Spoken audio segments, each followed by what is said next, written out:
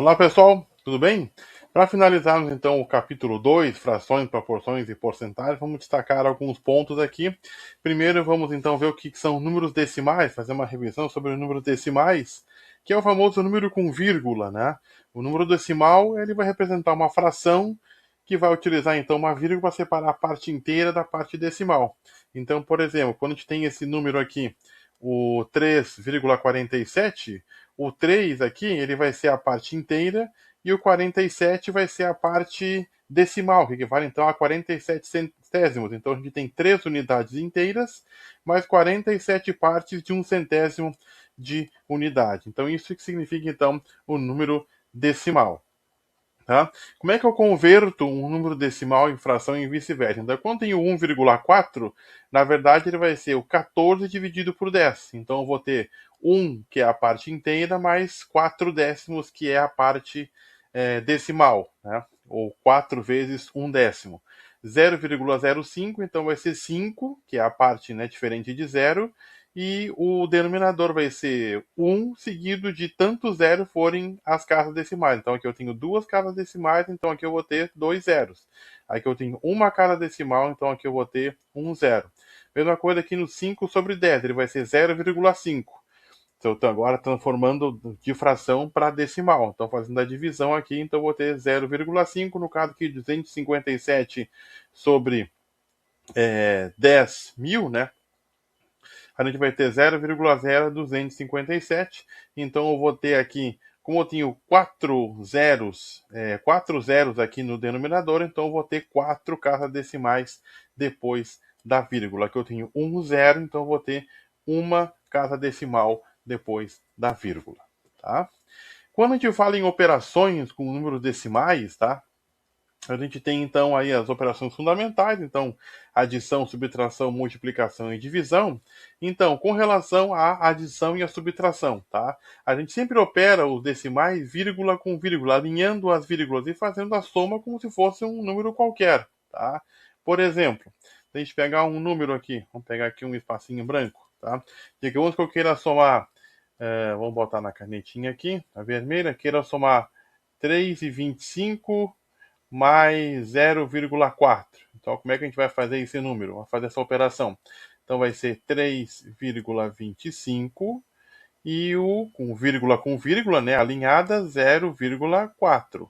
Ah, mas tem essa casa aqui, a segunda casa depois da vírgula não tem uma outra casa embaixo, então eu posso completar com zero aqui, tá? Então eu posso fazer a soma ou a subtração.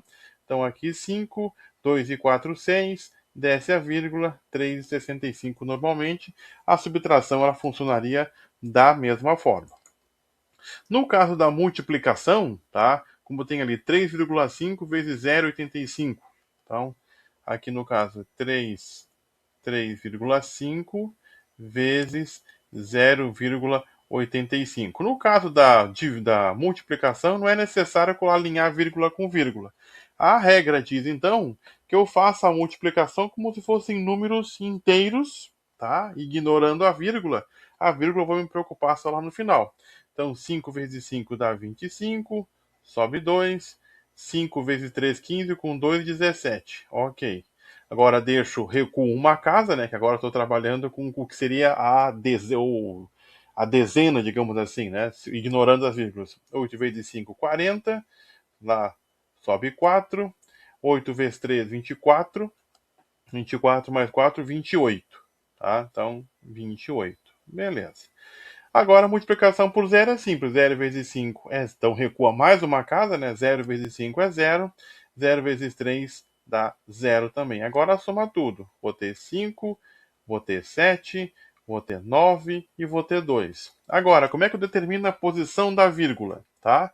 Eu vou ver aqui quantas casas depois da vírgula eu tenho juntando os dois números.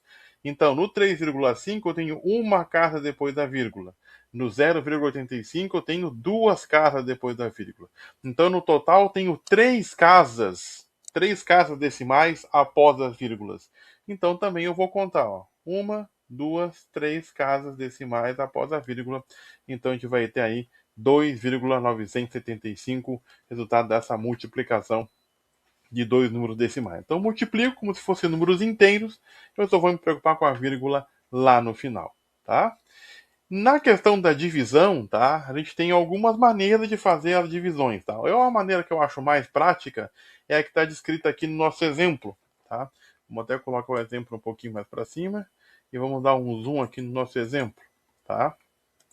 A gente observar o que foi feito. Então, uma das maneiras de resolver uma divisão com números com vírgula é o seguinte, é tentar eliminar a vírgula.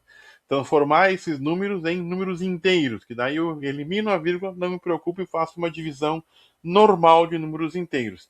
Então, no caso de 31,775 dividido por 15,5, eu posso fazer o seguinte método, o seguinte algoritmo. Primeiro, tá? Eu posso completar as vírgulas aqui, completar as casas decimais que faltam, né? Igualar as casas decimais dos dois números. O dividendo aqui tem 3 casas decimais, o divisor tem só uma, eu completo com zeros, que não alterem nada o número, tá? E então agora ambos têm 3 casas decimais, tá? E igualando as casas decimais, eu simplesmente posso ignorar as vírgulas, tá? E dividir dividir como número em números inteiros normalmente, fazendo a divisão aqui vai dar 2,05, tá? Esse processo é a mesma coisa que também se aprende na escola, que é ir multiplicando tanto o dividendo como o divisor por 10. Quando eu multiplico por 10, eu vou sucessivamente deslocando as vírgulas, né? Então, por exemplo, se eu for multiplicar o primeiro aqui, o dividendo 31,775 por 10, já vai dar 317,75. Se eu multiplico por 10 de novo, vai ficar 3.177,5. Se eu multiplico por 10 mais uma vez, vou ter 31.775. E claro, cada vez que eu multiplico por 10 o dividendo, também multiplico por 10 o divisor. Tá?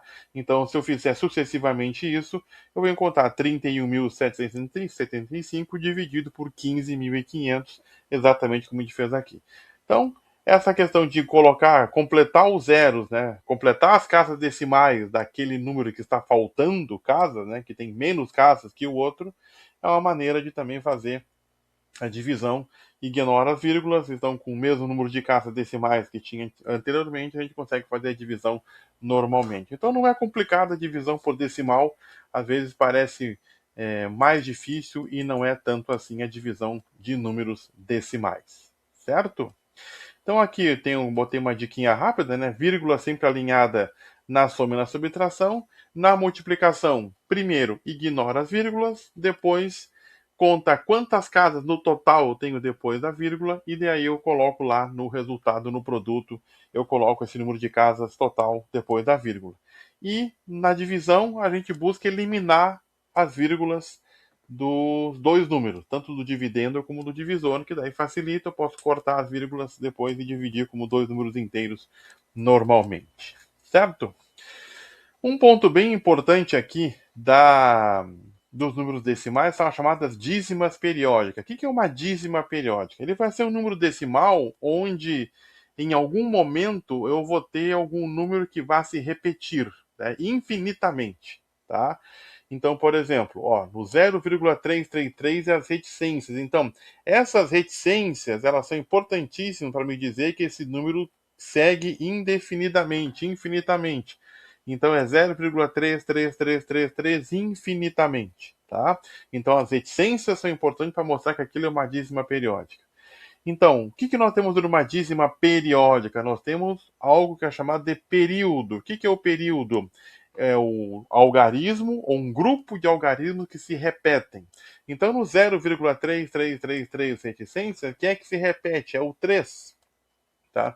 Aqui no 0,272727, quem é que se repete? É o 27. No 0,1666, quem é que se repete? É o 6. Então, ele é o período. Mas aqui apareceu um 1 que não se repete. Esse 1 aqui é o que nós chamamos de antiperíodo, ou seja, aquilo que não se repete. Então, ele é o antiperíodo. Tá?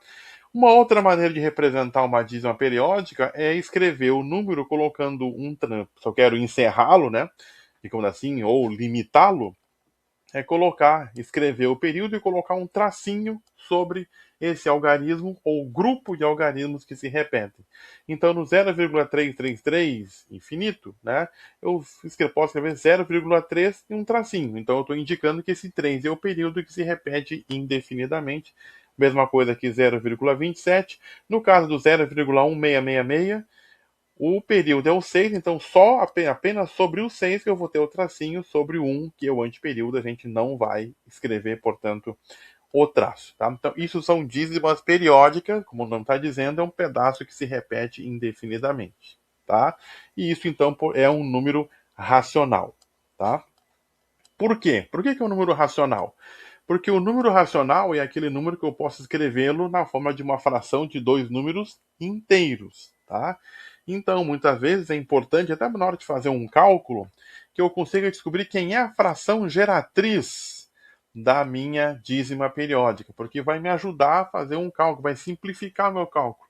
Como é que eu vou fazer um cálculo com 0,3333 infinito? Quem é a fração que originou essa dízima, esse decimal? Tá? Então é importante muitas vezes encontrar o que nós chamamos então de fração geratriz, aquela fração que vai gerar o meu número decimal, aquela dízima periódica, aquele meu número decimal.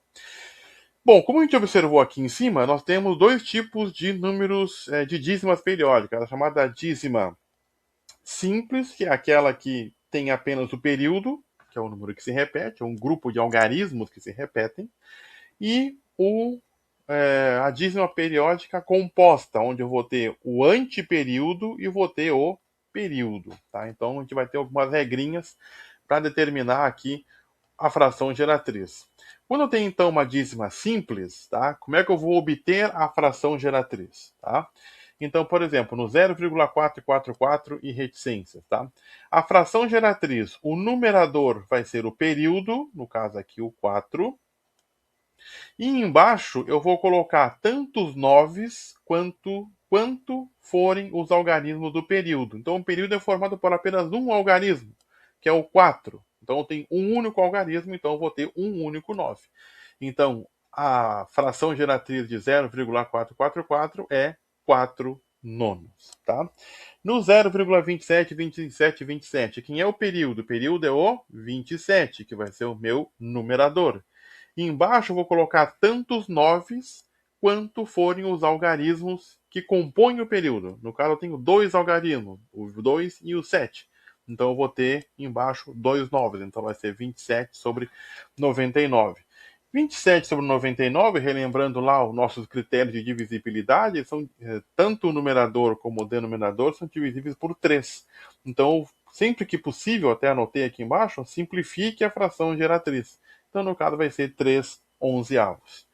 Quando eu tenho uma dízima periódica que tem uma parte inteira, no caso do 1,444, o que nós vamos fazer? Vai ser um pouquinho diferente. Nós vamos, no numerador, escrever tudo, tá? Até o período. Então, vou botar lá, ignorando a vírgula. Então, o que eu tenho até o período? O 1 e o 4, porque depois do 4 se repete. Então, vai ser o 14, sem a vírgula. Menos a parte inteira, que vai ser o 1, tá? Então, e embaixo, tanto os noves quanto forem os algarismos do período. O período só tem um algarismo, que é o 4, que é o termo que se repete, então vai ter o 9 embaixo apenas. Então, 14 menos 1, 13 nonos é a fração geratriz dessa dízima periódica. Tá?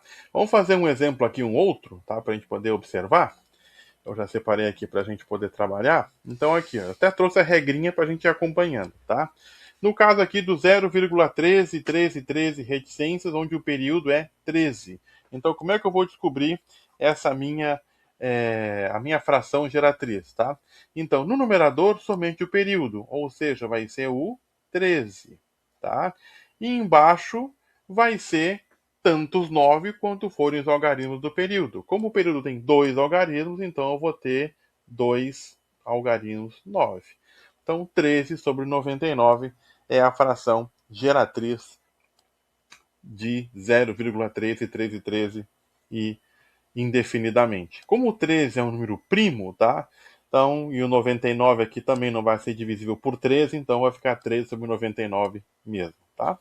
No caso aqui do 1,777, né, e infinito, o 7, que é o período, como é que a gente vai fazer? Então a gente vai pegar tudo até o período, então no caso o 1 e o 7, vamos subtrair a parte inteira, que é 1, ok?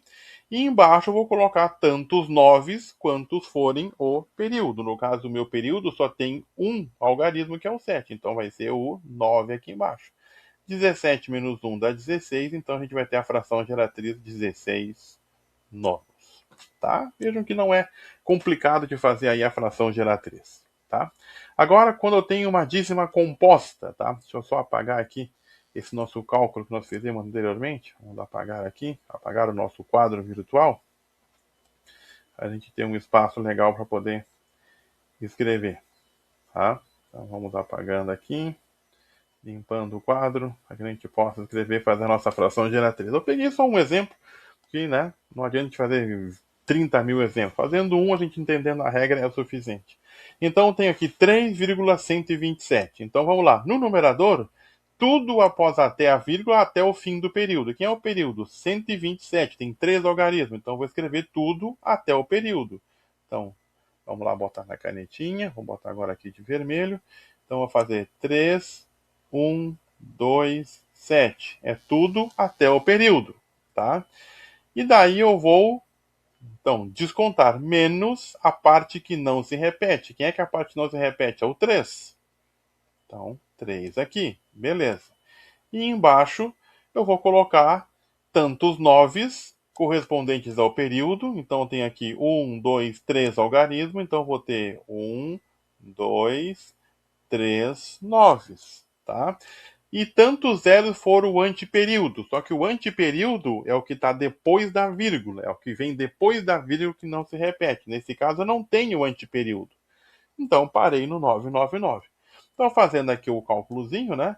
3.127 menos 3, 3.124. Dividido por 999. Tá? Bom, mas será que realmente 3.124 dividido por 999 avos vai dar 3,127? Vamos pegar então a calculadora para ver se realmente isso é verdade. Então abrimos aqui uma calculadora do nosso ladinho, então vamos ver aqui. 3.124 dividido por 999, isso vai dar então 3,127, 127, 127, 127, etc. Tá? Então, conseguimos determinar a nossa fração geratriz. Ok? Então, de frações geratrizes e números decimais era isso. Tá? E vamos então agora passando para a razão e proporção. Por que a razão e proporção vem na sequência? Porque a razão e a proporção é uma divisão, são frações que a gente vai utilizar, frações de números inteiros. Então, razão e proporção é uma sequência que vem de maneira lógica depois do estudo das frações. Tá? Bom, o que é uma razão, gente? Uma razão ela vai ser uma divisão de dois números inteiros, sendo que o b tem que ser diferente de zero, claro, lembrando que não existe, né, não é definida a divisão por zero. Tá? Então, por exemplo, se uma escola tem 360 alunos, 180 de manhã, 60 à tarde e 120 à noite, qual seria a razão dos alunos da tarde com relação ao número total de alunos? Eu tenho, então, 60 que estudam de tarde sobre o total de alunos, que é 360. Simplificando essa fração, eu tenho que 1/6. Como é que eu interpreto esse 1/6? Ou seja, de cada 6 alunos da minha escola, 1 estuda à tarde. Tá? Então eu posso fazer essa razão para poder compreender e ter uma informação, ter algo que tenha significado para a gente essa informação. Tá? Eu posso trabalhar com grandeza aqui. Aqui eu trabalhei com números absolutos, que é número de alunos. Tá? Eu posso trabalhar com grandezas. Né? Por exemplo, eu tenho aqui numa quadra de esportivo, o comprimento é de 28 metros e a largura é 14. A razão entre o comprimento e a largura, 28 sobre 14 vai dar 2. Então, corta, simplifica aqui as unidades, né? Então, a razão entre o comprimento e a largura é de 2, ou seja, o comprimento é o dobro da largura. Tá? Razão entre duas espécies, grandezas de espécies diferentes. Por exemplo, um automóvel ele percorre 195 km, então distância, em 3 horas, que é o tempo. Qual é a razão entre o espaço percorrido e o tempo gasto nesse percurso? Vai ser 195 km dividido por 3 horas. Eu encontro que eu tenho, então, uma razão de 65 km por hora, que é a unidade de velocidade que a gente lembra lá da física, né? Então, daí que surgem as unidades derivadas aí de algumas grandezas. Tá? Então a razão é sempre uma divisão de dois números, vai gerar uma fração, ou posso ficar na forma de fração, de repente cada minha fração pode ser representada por um número natural, como a gente viu aqui no caso aqui do exemplo da quadra, tá? Que deu ali 2 exatamente. Tá? Bom, gente, o que é uma proporção? Agora já ampliando a ideia de razão. A proporção ela vai ser uma igualdade entre duas razões. Tá? Então eu vou ter uma relação entre duas frações. Então, se eu tiver aqui dado 4 valores A, B, C e D, tá? Sendo o B e o D, que serão os denominadores diferentes de zero, a gente vai dizer que A, B, C e D formarão uma proporção se eu tiver essa relação aqui, onde a razão entre A e B vai ser igual à razão entre C e D. A gente diz então que A está para B, assim como C está para D. Tá? E daí surge uma propriedade muito importante, a propriedade fundamental das proporções, tá? Que é a questão da famosa multiplicação em cruz. Que daí, como é que eu tiro? Por exemplo, se eu tenho 3 valores, eu conheço A, B, C e não sei quem é o D, por exemplo. Tá? Eu quero descobrir quem é o D. Então eu faço a chamada multiplicação em cruz. O A que multiplica o D, o B que multiplica o C, eu gero uma equação de primeiro grau e consigo resolvê-la com muita facilidade. Não discutimos ainda equações, né? Tá? Incógnitas, mas é meio que, né, intuitivo como é que a gente pode resolver essa situação. Aqui trouxe um exemplo bem simples, né? Então, para fazer um bolo que serve 4 pessoas, a receita pede então 2 ovos, né? Se eu quiser agora servir 10 pessoas, né? Quantos ovos vão ser necessários para fazer essa receita, né? Então, eu tenho aqui uma razão. 4 pessoas estão para 2 ovos, como 10 pessoas estarão para X ovos, multiplica a cruzada, então 4 que multiplica o X, 2 que multiplica o 10, então vou ter 4x igual a 20, então a gente entende que esse X tem que valer 5, então eu vou ter que fazer uma receita com um total de 5 ovos, tá? Nessa ideia, na hora que eu aumentei o número de pessoas, vou ter que aumentar o meu bolo, então vou ter que aumentar a receita. A gente diz que essa é uma proporção direta, que o aumento de uma grandeza provoca o aumento da outra. Mas em algumas situações eu tenho uma proporção inversa, quando o aumento de uma grandeza provoca a redução de outra. Tá? E aqui nós temos um exemplo clássico, né? Aqui eu coloquei para vocês, para construir um muro, nós temos 2 operários, levam 6 dias. Se eu aumentar para 4 operários, em quantos dias o muro fica pronto? Então é evidente que se 2 operários levam 6 dias para levantar um determinado muro, se eu aumento o número de pessoas que estão trabalhando, evidentemente eu vou levar menos tempo para construir esse muro. Então eu vou ter uma proporção inversa, tá? Então, quando a gente tem aqui, se a gente fosse fazer inicialmente, né? Eu tenho 2 operários que trabalham em 4 dias. Então, quando eu tiver para 6 dias, quantos operários eu vou ter? Tá? Então, a gente vai ter essa razão aí de operários com relação a dias. Tá? Então, uma proporção inversa. Então, é evidente que eu não posso encontrar, se eu coloco mais pessoas para trabalhar, eu vou levar mais tempo para concluir uma obra. Evidentemente que eu vou ter que levar menos tempo. Tá?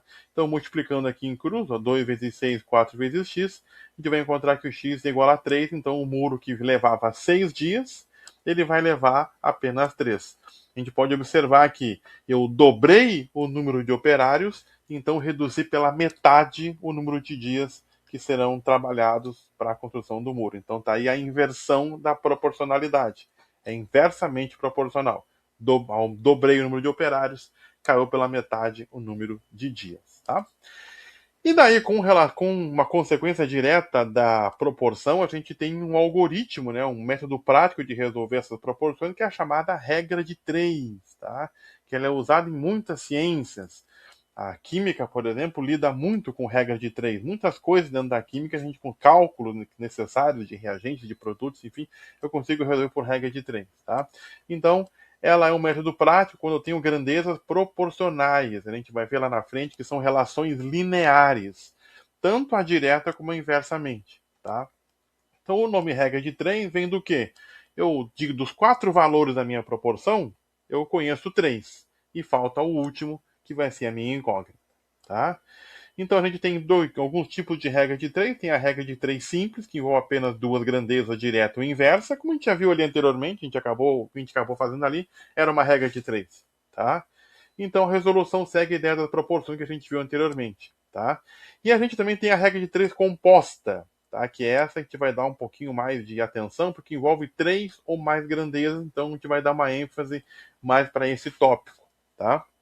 E aqui eu trouxe para vocês um exemplo também, né, de construção, que é um dos exemplos mais típicos, né? Então, um pedreiro, então apenas um pedreiro, ele leva 30 dias para construir fazer uma obra, né? Trabalhando 15 horas diárias, né? Olha, realmente o número de horas trabalhadas é bem grande, né? Tá? O que vai acontecer? Quantos dias vão ser necessários, tá? Para que a gente construa essa casa? Se sim, então vou quintuplicar o número de pedreiros e que vai reduzir o número de horas trabalhadas para 10, tá? Então o que está acontecendo aqui? Tá? Vamos analisar aqui. A minha incógnita é o número de dias. Aqui que está a incógnita. Aqui que está meu x. Tá? Aqui que está o x. Certo? O que acontece? Com relação a dias, se eu comparar onde está a minha incógnita, né, que é o fator dias com relação ao pedreiro, tá? Se eu aumento o número de pedreiros, evidentemente que vai cair o número de dias. Então a relação dias e pedreiros essa relação é inversamente proporcional. Se eu aumento o número de trabalhadores, vai cair o número de dias trabalhados, tá? Agora, com relação às horas, eu vou diminuir o número de horas trabalhadas, tá? Vai fazer com que, analisando só dias e horas, tá? Não esquece a relação que eu estou analisando de duas em duas. Então, primeiro dias e pedreiros, se eu aumento o número de pedreiros, certamente vai cair o número de dias trabalhados. Agora, se eu reduzo o número de horas, então eu vou ter menos horas trabalhadas, a gente pode pensar que vai aumentar o número de dias. Então a relação entre dias e horas também é inversamente proporcional, tá? Então a gente vai montar uma igualdade com relação a isso, tá? Então a gente vai ter ali um quinto, transformar agora isso em fração. Então a gente vai ter lá um quinto, com a relação que vão ser o meu número de pedreiros, vamos botar aqui o número de pedreiros. 1 sobre 30 vai ser o número de dias, e aqui eu vou ter o número de horas, tá? Então, 1 quinto, x sobre 30, 10 sobre 15. O que vai acontecer para poder fazer essa relação direta, tá? Notem que o pedreiro eu mantive 1 quinto, mantive direto 1 sobre 5. E aí, como o número de dias é inversamente proporcional ao número de pedreiros, eu inverti a fração. Ficou x sobre 30. E da mesma maneira que eu inverti a fração correspondente às horas. Coloquei 10 sobre 15, porque essas grandezas são inversamente proporcionais. Tá? Então aí é que a gente vai ter essa relação, e é importante analisar sempre de 2 em 2 para observar o que vai acontecer. É muito comum se utilizar as setas, né? Então, o número de pedreiros aumenta, vai cair o número de dias, vai cair o número de horas. E cai o número de horas, né? De 15 para 10, que isso é uma informação dada no problema. Então, a gente mantém aquela fração cuja seta está para cima e as duas que estão para baixo a gente acaba invertendo. Bom, daí o resto é uma matemática simples, né? A gente vai ter aqui 1 quinto igual a 10x sobre 450, multiplica cruzado, a gente vai encontrar aqui o número de dias para realizar essa obra com 5 pedreiros a 10 horas por dia trabalhada, vão ser um total de 9 dias. Tá? Para a gente não ficar só no exercício que a gente trabalhou, tá? Eu separei aqui duas regras compostas, regras de 3 compostas. Uma é da nossa listinha de exercício, a questão 27, depois eu separei uma outra que é fora da lista, dá para a gente ter como ilustração, tá? Dá uma aumentadinha aqui para a gente poder ver bem. Então, uma olaria produz 1.470 tijolos em 7 dias, tá? Trabalhando 3 horas por dia. Quantos tijolos produzirá em 10 dias, trabalhando 8 horas por dia? Então, a primeira coisa, a gente montar a nossa tabela aqui, tá? Então, vamos botar aqui, a gente vai ter a nossa olaria, melhor, a gente vai ter o nosso número de tijolos, tá? Então vamos lá. Então vamos botar aqui. A gente vai ter o número de tijolos, a gente vai ter o número de dias e vai ter aqui o número de horas. Então vamos fazer essa relaçãozinha. Então, quando eu tenho 1470 tijolos em 7 dias de trabalho com 3 horas diárias, tá? Quantos tijolos, então aqui vai minha incógnita, vai meu X, eu vou ter obtido quando eu tiver 10 horas trabalhando 8 horas diárias, tá? Então vamos pensar. A minha incógnita está aqui, então, no número de tijolos, tá? Se eu aumento o número de dias trabalhados, evidentemente que eu vou aumentar o número de tijolos. Então a relação tijolos e dias é diretamente proporcional.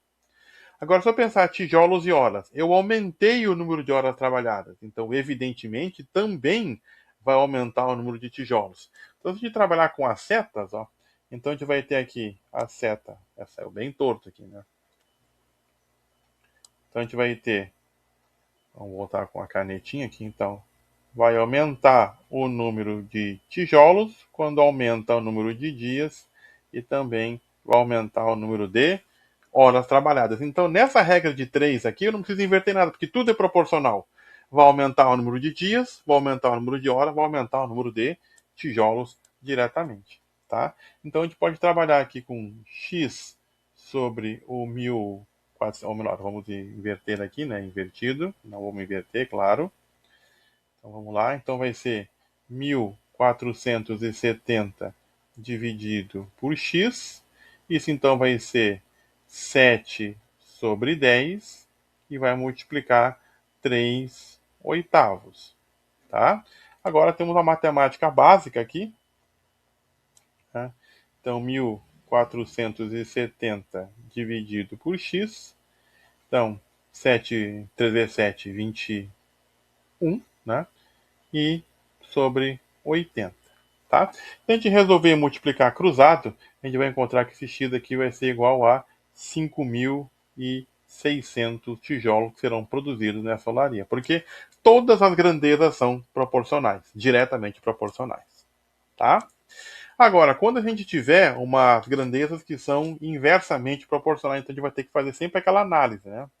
Então, 10 funcionários de uma repartição trabalham 8 horas por dia durante 27 dias. Então, quais são as relações que eu tenho aqui?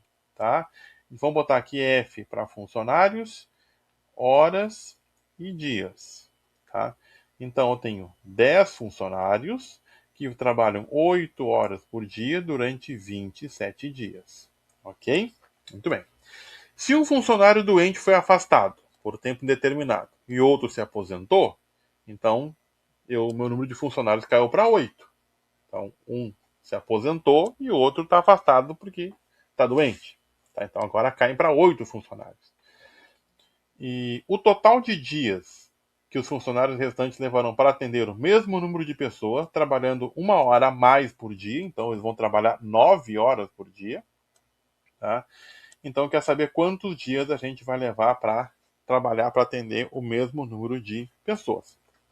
Então, o que vai acontecer nesse caso? Vamos analisar então. A nossa incógnita, ela está aqui no número de dias, tá? Número de dias. Então vamos pensar o seguinte, tá? Qual é a relação entre funcionários e dias?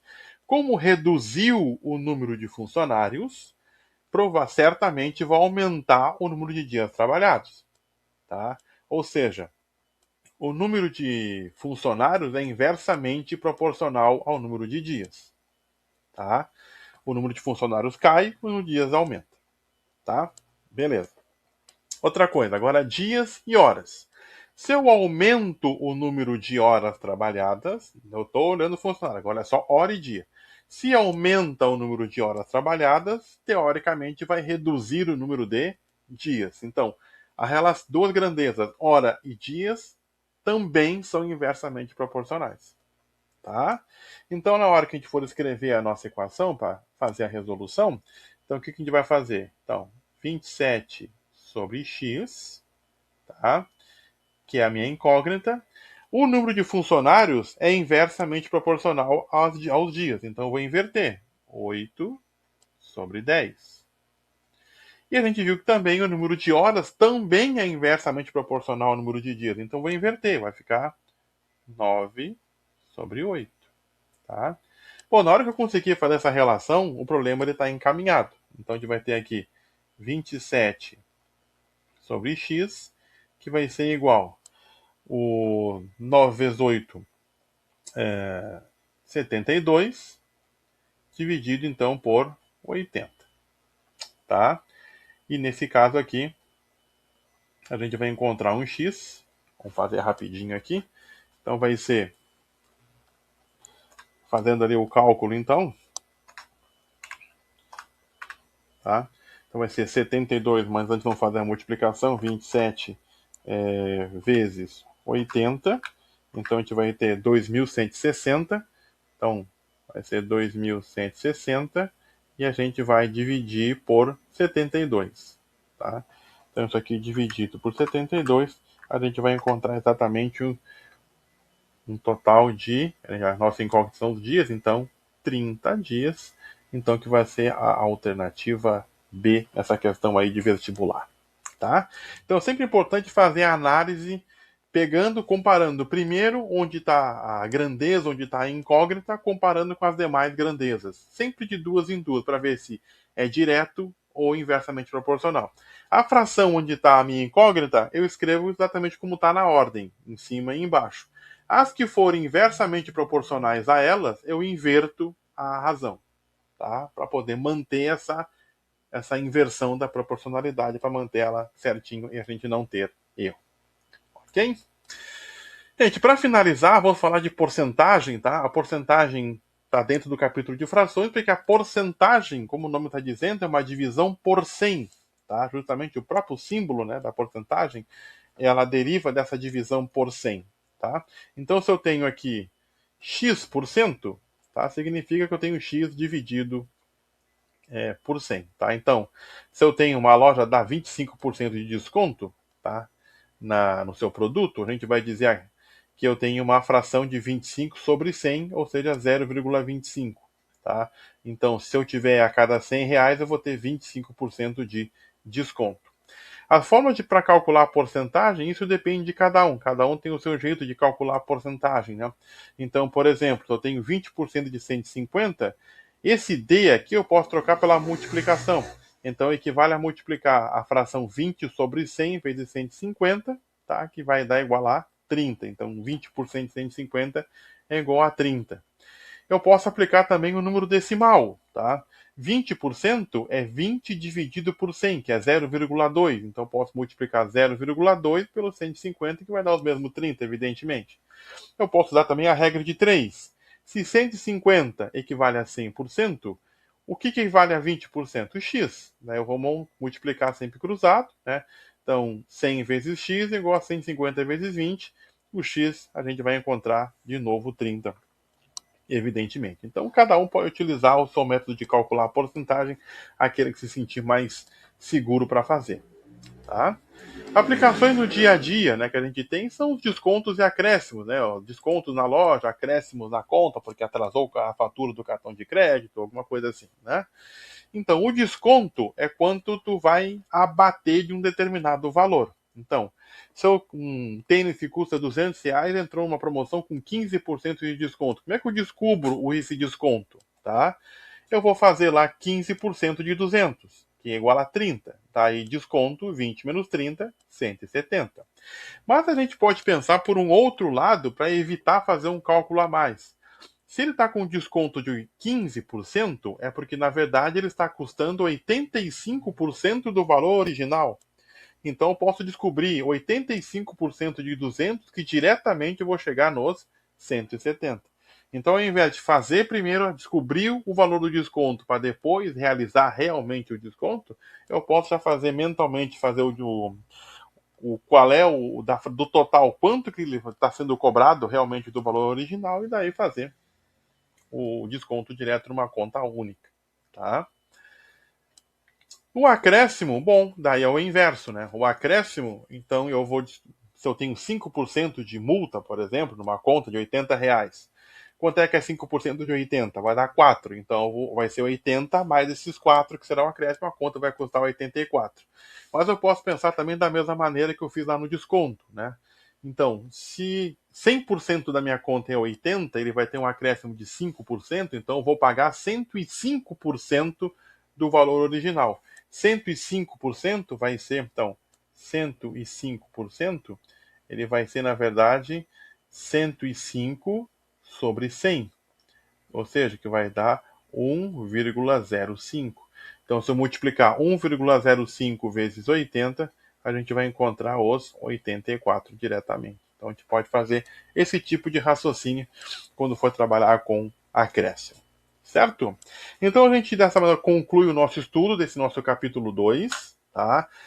A parte de fração, número decimal, as razões, proporções e porcentagem é um capítulo muito importante da matemática porque ele está muito presente no nosso dia a dia, né? Então é importante saber e conhecer, saber observar, né, essas situações práticas do dia a dia aí que a gente tem envolvendo aí muito as frações e depois os decimais, a razão, a proporção e a porcentagem são consequências das frações.